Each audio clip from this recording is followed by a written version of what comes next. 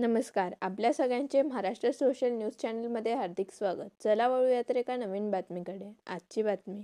दिव्यांग जनसंवाद फाउंडेशनचे राष्ट्रीय अध्यक्ष अमोल वाळके यांच्या नेतृत्वाखाली धुळ्यात शेकडो दिव्यांगांनी जिल्हाधिकाऱ्यांना निवेदन दिले. दिव्यांगांना दरमहा 6,000 रुपये पेन्शन, सुशिक्षित दिव्यांगांना नोकरी किंवा प्रोत्साहन भत्ता तसेच दिव्यांग हक्क कायद्याची प्रभावी अंमलबजावणी करण्याची मागणी करण्यात आली. मागण्या मान्य न झाल्यास तीव्र आंदोलनाचा इशाराही अमोल वाळके यांनी दिला आहे.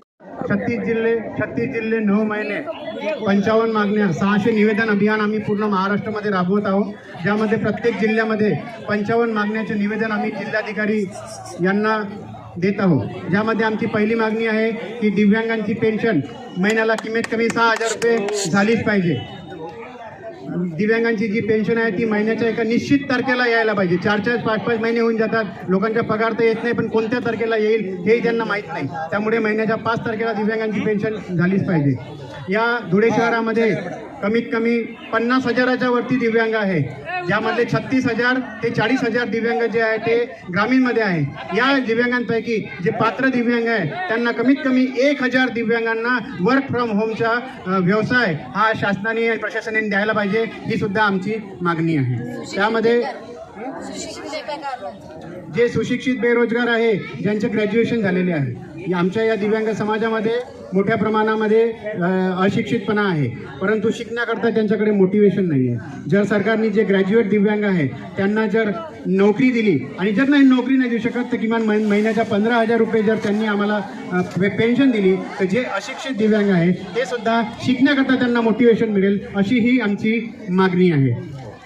आमची मागणी आहे की महाराष्ट्रामध्ये ज्या काही बसेस चालतात सर्व प्रकारच्या बसेसमध्ये दिव्यांगांना मोफत प्रवास हा राहायला पाहिजे, अशी आमची मागणी आहे. आम्ही 55 मागण्या घेऊन या प्रशासनाकडे आलेलो आहोत. यामध्ये एक मागणी आहे विद्युत, घराचं बिजली बिल, घराचं टॅक्स, घराचं टॅक्स, पाण्याचं बिल, पाण्याचं टॅक्स हे पूर्णतः दिव्यांगांचं माफ झालं पाहिजे, अशी ही आमची मागणी या 55 मागण्यांमध्ये आम्ही केलेली आहे.